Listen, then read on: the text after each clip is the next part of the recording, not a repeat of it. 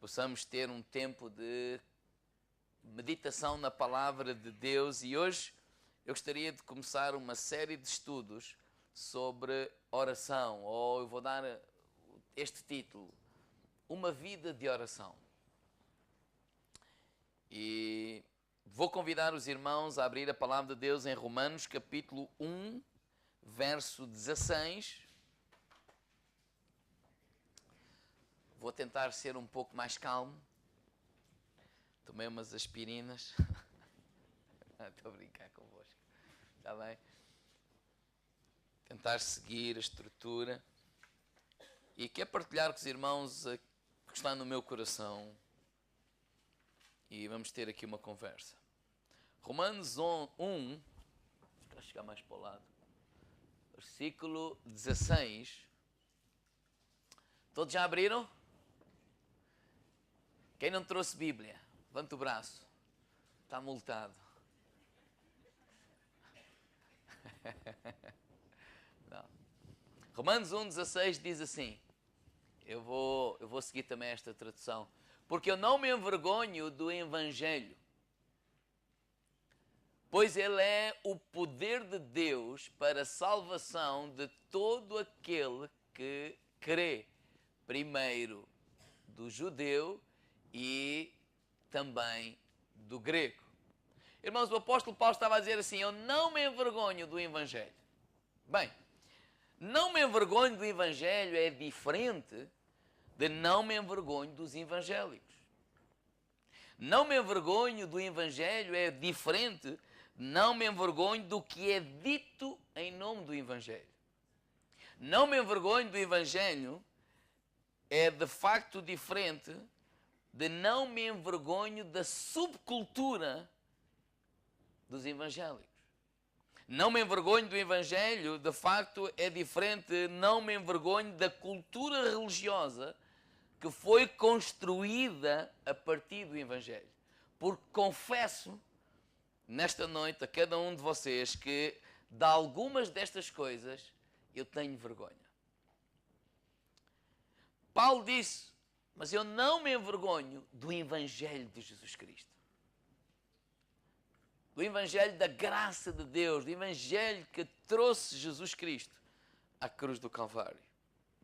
E como eu disse há pouco, hoje gostaria de começar a falar um pouco sobre oração.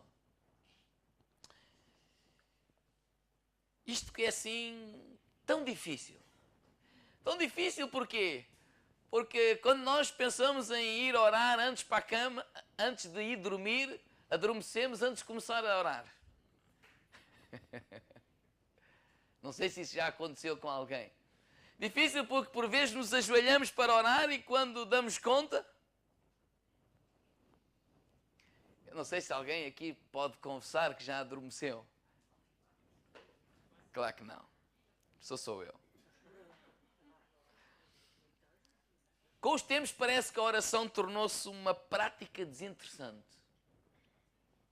A maioria dos cristãos acaba por desistir dessa experiência da oração. Quando se fala de oração, parece que estamos a falar de alguma coisa chata. E eu estou a ser assim, claro, porque às vezes queremos ser tão politicamente corretos. Não, pastor, não. A oração é a reunião menos frequentada de qualquer igreja. Verdade ou mentira? Se fosse interessante, como às vezes é dito, se calhar era a reunião mais frequentada. Ou não? Mas é a reunião menos frequentada. Parece que quando se fala de oração, fala-se de alguma coisa chata, de alguma coisa maçadonha, de alguma coisa de facto desinteressante. Eu acredito que muitos estão frustrados com a sua vida de oração. Porque se estivessem animados com a sua vida de oração, não era assim tão desinteressante. E tão frustrados é fácil de explicar. Porquê? Porque quando alguns dizem assim, bem, eu já orei. E quantos dizem assim, eu já orei e não resolveu nada. Eu orei, eu pedi, eu fiz o que disseram e não aconteceu nada. Então não vale a pena orar. Vou orar para quê? Porque claro que se orássemos hoje e acontecesse amanhã aquilo que pedimos hoje, sempre, eu acredito que estaríamos muito mais motivados a orar. Ou não? Estão ainda com vergonha. Porque no senso comum, quando falamos de oração, qual é a motivação? Por exemplo, quando nós queremos motivar outros a orar, o que é que dizemos? Tens um problema, ora. Ou não é? Por exemplo, convidar alguém para motivar outros a ir a um culto de oração. Normalmente é alguém que já vai e tem um testemunho para dar. Olha, eu tinha este problema, fui ao culto de oração, orámos e funcionou. Então, tens um problema. Digo ao irmão ao lado, vem à oração. Porque o senso comum, ligamos a oração a pedidos. Nós encorajamos os outros a orar para resolver algum problema. Ou seja, o raciocínio acerca de oração é este: conseguir o que queremos. Ou não é? Esse é o raciocínio mais comum. Não estou a dizer que é de toda a gente. Tanto quando alguém está assim meio triste, epá, não consigo emprego, pá, ora! Mas eu já orei, estou acrescento ao jejum, que também ajuda. Porque relacionamos a oração com resolução do nosso problema. Ou não? Ou seja, por causa deste raciocínio, se a pessoa ora, pede, e pediu, e orou, e não conseguiu, ele diz, não vale a pena. Vou orar para quê? Eu não consegui o emprego, eu não consegui ser curado, eu não consegui aquela vaga, eu não consegui isto, eu não consegui aquilo. Digo, irmão lá, não vale a pena orar. Pode dizer, irmão lá. Já consideraste, por exemplo, a possibilidade que a questão não é que a oração não funciona, mas a questão é, na verdade, tiveste a orar por algumas coisas que nada têm a ver com a oração? Às vezes precisamos de considerar essa possibilidade. Porque a oração não é nenhuma varinha mágica para resolver o meu problema. Eu vou repetir, a oração não é nenhuma varinha mágica para resolver o meu problema. Porque nós damos a entender isto. Sem nos apercebermos, sem maldade alguma. Que alguém não pense já, o teu pastor não acredita que devemos de orar. Não é nada disso. Mas às vezes damos a entender isto. Ou seja, onde é que começa o problema? O problema começa que o foco da oração somos nós mesmos. E o foco da oração não deve ser nós mesmos. Deve ser Deus. Aqui começa o problema. Que eu creio. Quando o foco sou eu mesmo, o meu desejo, a minha vontade, aquilo que eu quero alcançar, aquilo que eu quero realizar, digo ao irmão ao lado, já começamos mal. Abra lá a palavra de Deus, em Efésios, no capítulo 3, verso 14. E a pergunta nesta noite é... Efésios, capítulo 3. A pergunta nesta noite é... O que é que te faz ajoelhar? O que é que te leva a orar? Pergunta lá ao irmão ao lado, olha, o que é que te leva a orar?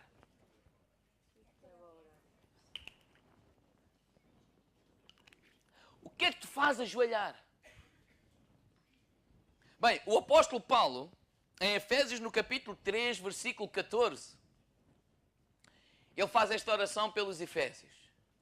E ele diz assim, por esta razão, dobro os meus joelhos perante o Pai, do qual toda a família nos céus e na terra toma o nome, para que segundo as riquezas da sua glória, vos concedas que sejais robustidos com o poder pelo seu homem, pelo seu espírito no seu homem interior. Que Cristo habite pela fé nos vossos corações, a fim de que, estando arrigados e fundados em amor, possais compreender com todos os santos qual seja a largura, o comprimento, a altura, a profundidade, e conhecer o amor de Cristo que excede todo o entendimento, para que sejais cheios até à inteira plenitude de Deus. Ora, aquele que é poderoso para fazer tudo, muito mais abundantemente além daquilo que pedimos ou pensamos, segundo o poder que em nós opera. A esse seja glória na Igreja, em Cristo Jesus, por todas as gerações, para todo o sempre. Amém.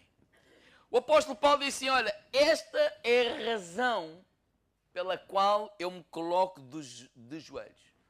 O apóstolo Paulo diz, olha, o que é que me leva a orar?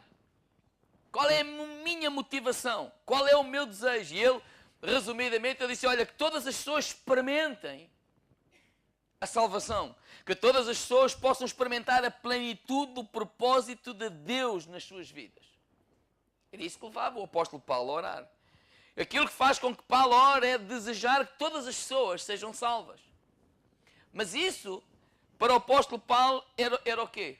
Que eles que fossem cheios de toda a plenitude do Espírito Santo de Deus.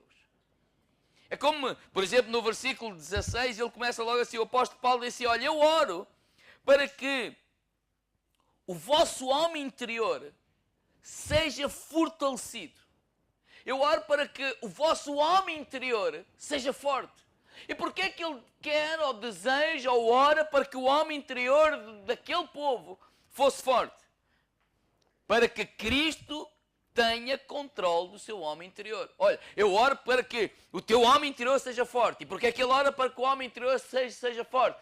Para que Deus, Jesus Cristo, tenha o controle do vosso homem interior. E porquê é que Jesus Cristo precisa ter o controle do vosso homem interior? Bem, ele diz para que consigam, em comunidade e juntamente com todos os santos, experimentar o amor de Deus.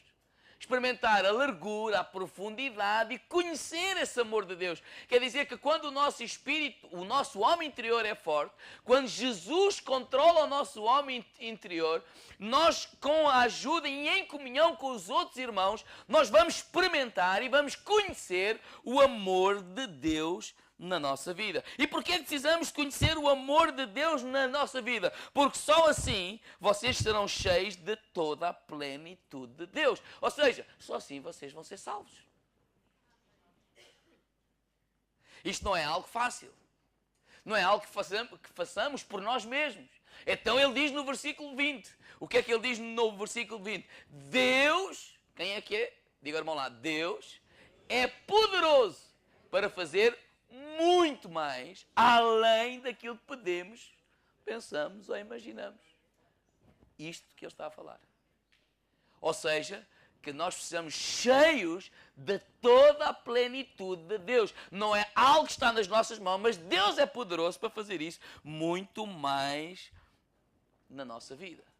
E a pergunta continua, o que é que nos faz ajoelhar? Qual é a causa que nos coloca de joelhos? É como que, vamos tentar responder pelo apóstolo Paulo. É como se alguém perguntasse, Paulo, o que é que te coloca de joelhos? E Paulo dizer assim, Deus. Paulo, mas qual é a coisa mais importante que te leva a orar? E Paulo responde, Deus. Aquilo que me leva a orar, a coisa mais importante, diga ao irmão ao lado, é Deus. Paulo, quando oras, o que é que tu queres? Deus.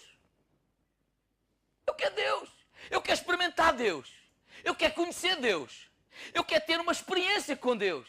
Eu quero experimentar Deus e tudo o resto não fará a menor diferença na minha vida se eu tiver Deus. É É isso que o apóstolo Paulo está a dizer.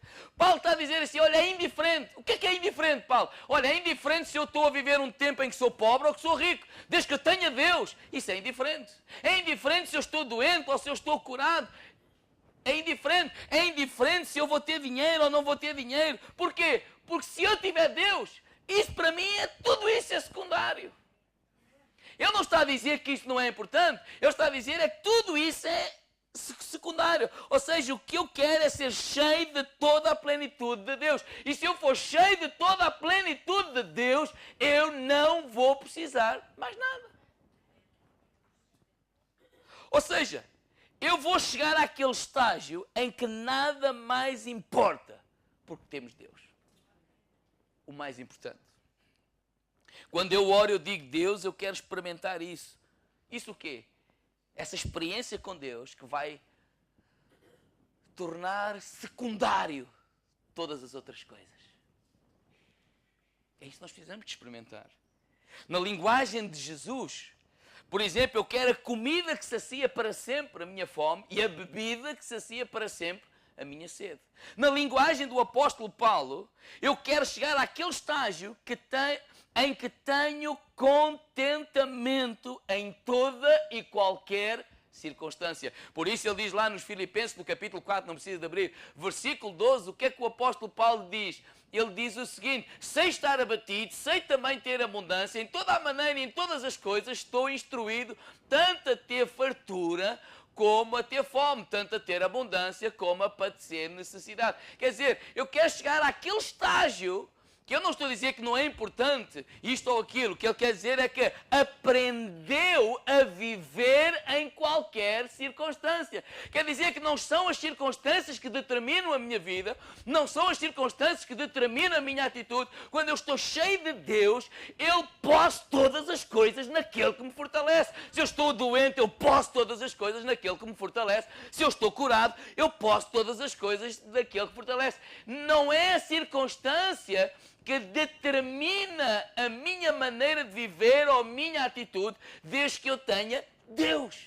Então, quando eu estou cheio de Deus, tudo o resto, diga ao irmão lá, tudo o resto, diga tudo o resto, diga ao irmão lá, torna-se secundário. Torna-se o quê, irmãos? Secundário. E a pergunta continua, o que é que te faz ajoelhar? Qual é a causa que te coloca de joelhos? Qual é o conteúdo das tuas orações? Qual é a tua vontade? Irmãos, eu vou tentar responder. Sabe o que é que nos coloca de joelhos? Diga ao irmão ao lado, é o desejo. Diga lá ao irmão ao lado, é o desejo. Na verdade, é o desejo que nos faz ajoelhar. Nós oramos porque nós desejamos. E normalmente nós oramos por algumas coisas que nós desejamos, mas que não estão ao alcance nas nossas mãos. Por isso nós oramos. Ele telefona ao A, ou B, ou C, não consegue o emprego, e ele diz, Deus, se tu não me ajudares. A realidade é que é o desejo que nos leva a orar. Então a pergunta, vou fazê-la de outra forma. Quais são os teus desejos? Quais são os desejos que te colocam de joelhos? Porque a oração tem tudo a ver com desejos. E o desejo, irmãos, é o maior problema que nós enfrentamos. Porque a maior parte dos nossos conflitos e infelicidade tem a ver com os nossos desejos não realizados ou os nossos desejos frustrados. A questão são os desejos. Nós nem sabemos muito bem o que desejar. Nós pensamos que sabemos. Exemplo, nós desejamos muito obter uma coisa, achamos que se aquilo acontecer, que nós vamos ser mesmo felizes. Deus, tu não estás mesmo a ver, se aquilo acontecer, eu não te peço mais nada. Aquilo acontece, passado 2 dias, estamos na mesma coisa. Não sei se isso já aconteceu com alguém. Não, se eu for aumentado, então sim, porque, puxa, ele é aumentado, passado 2 semanas já se está a queixar. Isso nunca te aconteceu? Ai, pastor, nunca fui aumentado. Pois há aqueles desejos que fogem do nosso controle. ou que nem temos o direito de controlar, ou até porque nem temos a sabedoria para o controlar. Você já imaginou o que seria o nosso mundo se todas as nossas orações fossem respondidas? Diga, irmão, lado, seria um caos.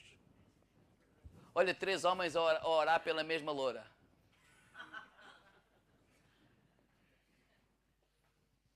Vai a loura gostar dos 3. Eu sei que algumas têm essa capacidade, mas pronto.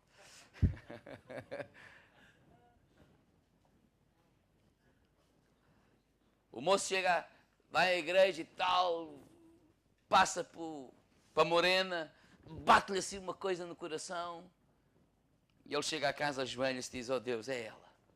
É ela. Eu sinto. Eu sinto. E a irmã Josefina falou. Senhor, enche o coração dela de amor por mim. Pergunta lá, irmão, lá, tu achas que tens esse direito? Isso mais parece manipulação, feitiçaria, bruxaria que outra coisa. Obrigado pelo vosso entusiasmo. E o que falar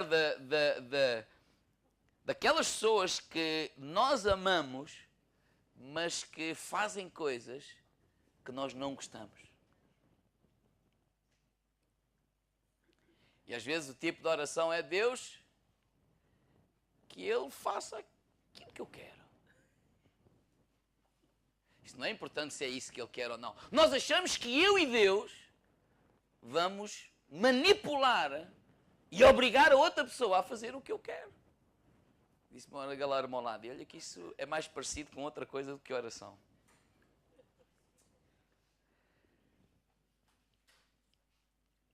Sabe qual é o problema? O problema é o desejo. O problema é que nós trocamos Deus por um montão de desejos que não tem nada a ver com Deus. Ah, sim, pastor, eu conheço um irmão que andava na igreja e não sei, o diabo o enganou e ele largou a mulher, trocou uma de 60 por 2 de 40, não, por 2 de 20, 2 de 30. E depois fugiu e tal. Diga, irmão, lado, não é desse que a gente está a falar. Não, pastor, eu conheço um jovem que é o Raimundo, um pé na igreja e um pé no mundo. Não é desse que eu estou a falar. Porque esses são explícitos. Está explícito. Ficamos tristes, claro, mas está explícito. O problema são aqueles que trocaram Deus por um montão de coisas, mas que o fazem numa sala de oração a interceder pelos outros. Deus, eu acho que o meu filho devia de ser assim, devia de ser assado, devia de ser assim. Deus, eu acho que o Paulo devia de cantar mais para a direita. Deus, o pastor devia ter mais cabelo e tal. Isto a rir pode ser que vá melhor. E, disfarçado de intercessor, está lá tudo menos Deus. Disfarçado de piedoso, está lá tudo menos piedade. Disfarçado de espiritualidade, está lá tudo, digo ao irmão lado, menos Deus. Porque o foco está a ser Ele mesmo. O foco está a ser eu, o meu desejo, a minha vontade. E usa a oração para que Deus faça aquilo que eu quero.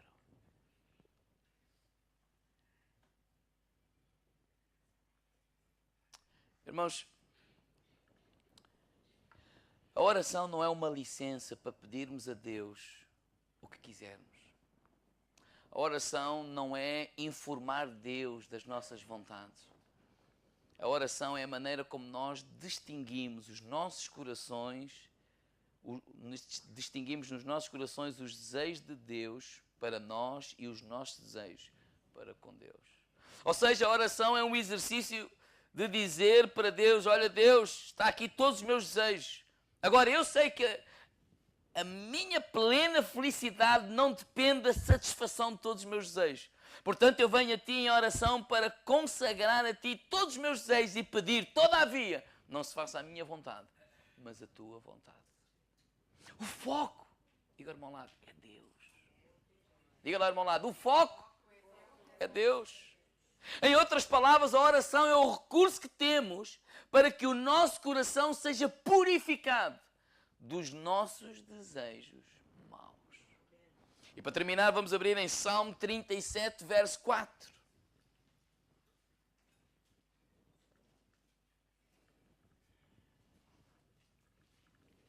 Salmo 37, versículo 4.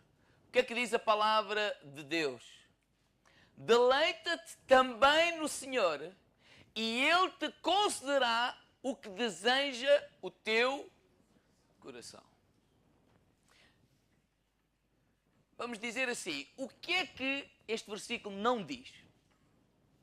Bem, o que este versículo não diz é assim, nós pedimos ao Paulo, e ao Fabiano e a todos eles, olha, vamos ter aqui um tempo de louvor e vamos...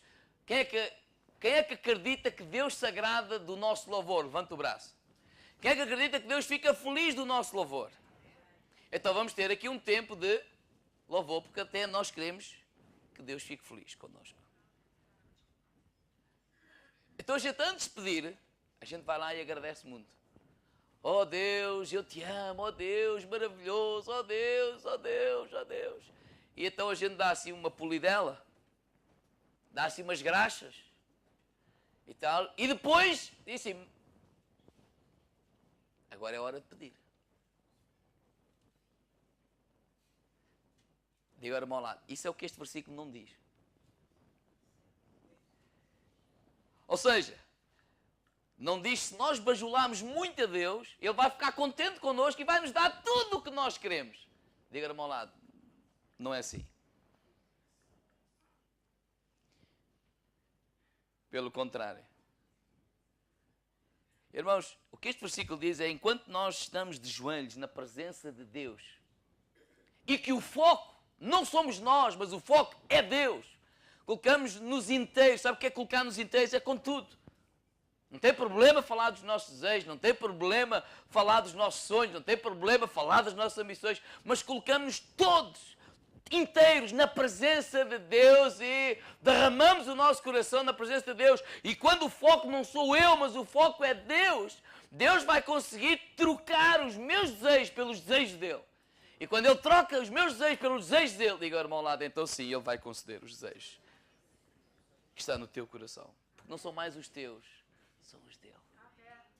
Então, a oração é a maneira como nós colocamos diante de Deus os nossos desejos, para que nos apropriemos dos desejos de Deus para nós.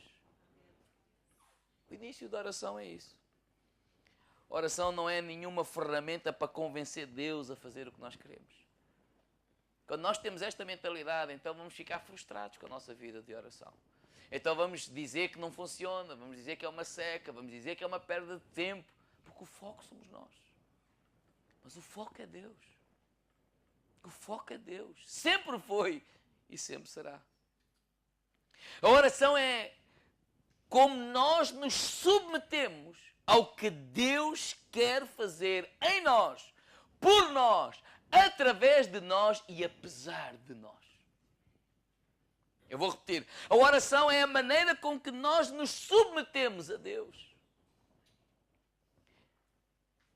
Submetemos a Deus para quê? Para que Ele possa trabalhar em nós. Para que Ele possa fazer em nós. Para que Ele possa fazer por nós. Através de nós. E apesar de nós.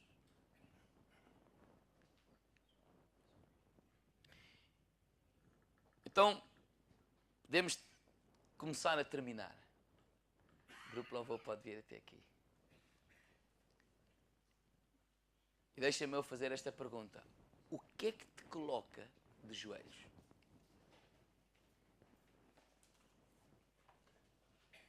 São os nossos desejos. Qual é o nosso desejo? Onde é que está o nosso foco? Em Deus ou em nós? E qual é o desafio para esta noite? O desafio para esta noite é... Eu quero encorajar a orares hoje. A teres uma conversa séria com Deus. Acerca dos teus desejos. Acerca dos teus desejos. Porque esse é o caminho para, de facto, nós aprendermos a orar. Nós não sabemos orar. Eu, pelo menos, eu não sei. Eu acredito no que o apóstolo Paulo diz lá em Romanos, capítulo 8. Diz que nós não sabemos orar como convém.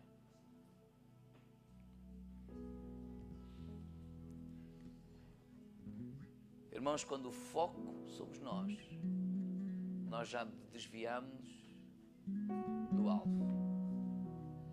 Já no início do caminho trilhamos um atalho que vai dar um precipício. A nossa fé vai sair frustrada, nós vamos sair magoados, nós vamos sair frustrados, nós vamos achar que não vale a pena, nós vamos entrar por um caminho que só nos vai trazer mais e mais confusão. Porque nos desviamos logo do início. Colocámos o foco em nós. E o foco é Deus. A tua vontade. O teu plano. Irmãos, não sou eu que meto Deus em movimento. Não é a tua oração que mete Deus a trabalhar. Deus está a trabalhar. Pela palavra de Deus, Ele diz que Ele nunca está parado. Mas é o contrário. A oração é que me coloca a mim em movimento. Não naquilo que eu acho que devo fazer, mas naquilo que Deus está a fazer. E para eu compreender, perceber aquilo que Deus está a fazer, então eu tenho que orar. Não é para que Deus faça, é para que eu entenda o que Ele já está a fazer. E que Ele me possa usar naquilo que é a vontade dEle fazer. Alguém podia perguntar assim ao pastor, que isso tudo eu já acho que já não sei, mas é se devo orar. Ou como devo orar. Ou qual é a oração correta, pastor? Há um homem de Deus, o Edi Kivitz, ele diz assim: não existe oração errada. Na verdade, a oração errada é aquela que não é feita. Quer dizer que a oração, ela deve ser feita. Tem que ser feita. Mas ele diz mais: existe sim uma oração que revela a maturidade de quem ora. Ou seja, existem orações infantis e orações maduras e adultas. Existe uma oração de criança, pode ser feita, deve ser feita, e é errada se não for feita. Mas não existe oração errada. Agora, à medida que nós crescemos, as nossas orações vão se tornar maduras.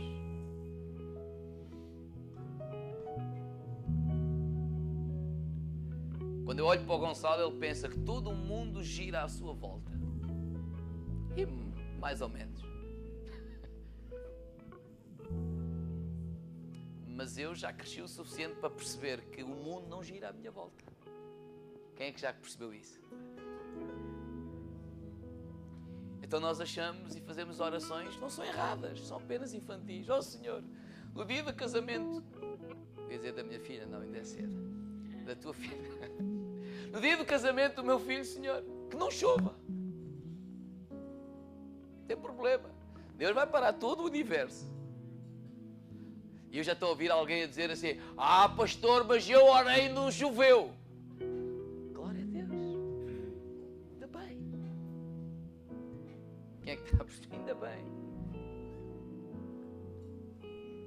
Eu já fiz essas orações. Já não as faço mais. Porquê? Porque cresci. Já fiz orações para que Deus faça tudo como eu quero. Já não as faço mais. Ou se calhar, crescendo, digo: Deus, posso não perceber, posso até não... Se fosse eu escolher, posso até não ter escolhido esse caminho.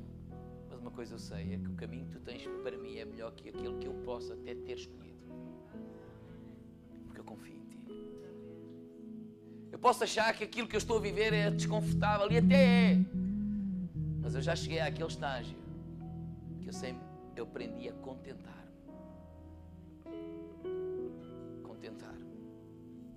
Contentamento. O foco passa a não ser eu, passa a ser Deus. A vontade de Deus, o plano de Deus, o propósito de Deus. Deus. E os meus desejos? Eu os coloco nas mãos de Deus. Coloco na mão de Deus: isto é o que eu sou, isto é o que eu desejo, isto é o que eu até intento fazer. Eu penso que é o melhor a fazer. Contudo, eu reconheço que tu és muito mais inteligente que eu. Aliás, eu estou aqui, tu estás e de lá de cima vê-se sempre uma visão melhor.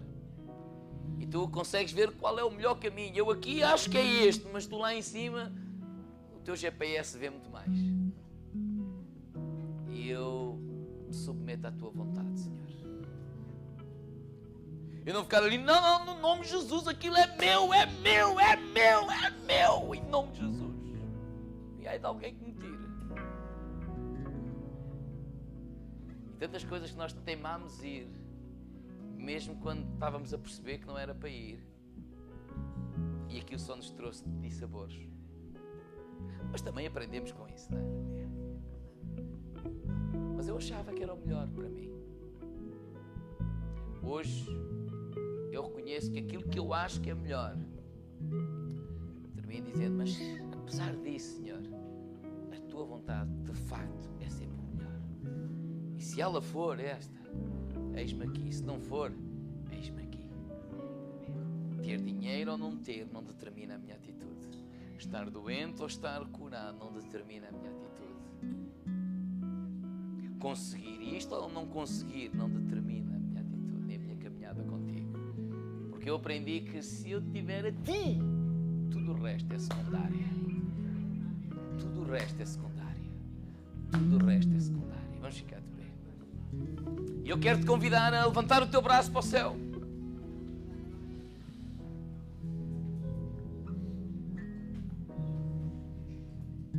E a ter uma conversa séria com Deus acerca dos teus desejos. Podes fazer isso agora mesmo. Esquece quem está ao teu lado direito, esquece quem está ao teu lado esquerdo, e vamos ter uma conversa com Deus. Mas não te esqueças, essa conversa, o foco não és tu, é Deus. Agora, coloca os teus desejos na presença de Deus. Deus, isto é o que eu penso, isto é o que eu estou a intentar fazer, isto é o que eu penso que é melhor para mim fazer, isto é o que eu gostaria que acontecesse, e penso que neste caminho e nesta direção eu seria feliz. Mas Deus, eu não tenho pretensão de achar que eu sei mais do que tu. E Deus, perdoa-me toda a vez que eu reclamei por não conseguir. Perdoa-me toda a vez que eu reclamei, critiquei e achei que tu não és bom porque aquilo que eu pensava que queria não aconteceu. Toda a vez que eu pensei que eu era até melhor que tu, perdoa-me, Senhor. Ajuda-me a tirar o foco de mim mesmo. Ajuda-me a deixar de idolatrar-me a mim mesmo. Pensar que eu sei o melhor para mim mesmo. Ajuda-me, Senhor. Ajuda-me a chegar a este estágio de contentamento. Que há um vazio dentro de mim que só pode ser preenchido com Deus. E que eu possa chegar àquele estágio que, se eu tiver Deus, uma experiência com Deus, conhecer Deus, mais de Deus, tudo o resto se torna secundário. Eu olho para todas as circunstâncias à minha volta como coisas secundárias. Eu olho até para as tuas bênçãos sobre a minha vida e dou graças, mas elas são secundárias. Mas elas são secundárias. E Deus, a minha oração nesta noite para, enquanto comunidade, colocamos os nossos sonhos nas tuas mãos.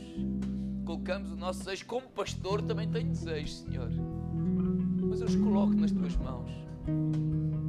Até aquilo que eu penso que é melhor, a estratégia melhor, a coisa melhor a fazer. Oh Deus, perdoa-nos cada vez que o foco somos nós. Cada vez que o foco somos nós, perdoa-nos, Deus. Queremos te conhecer mais e mais. Queremos te conhecer mais e mais. Queremos ter uma experiência com Deus. E a minha oração nesta noite, Senhor, é que cada vida que está aqui nesta noite, cada vida que nos possa estar a ouvir através da internet, Senhor, possa ter uma experiência contigo, Senhor, nesta noite. Em nome de Jesus. Queremos mais de Ti. Mais de Ti. E eu convido-te a abrir a tua boca